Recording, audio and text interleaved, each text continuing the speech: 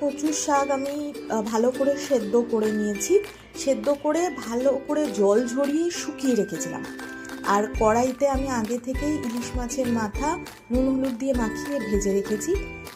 Same কড়াইতে same তেলে আমি একটু কালো জিরে আর শুকনো লঙ্কা ফোড়ন দিয়ে সেদ্ধ করা কচুর শাকটা দিয়ে দিয়েছি।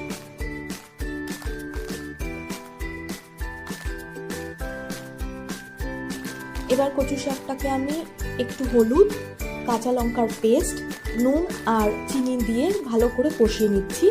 নুনটাও আপনারা আপনাদের স্বাদ মতো ব্যবহার করবেন, আর লঙ্কা পেস্টটাও আপনারা আপনাদের ঝাল অনুযায়ী ব্যবহার করবেন।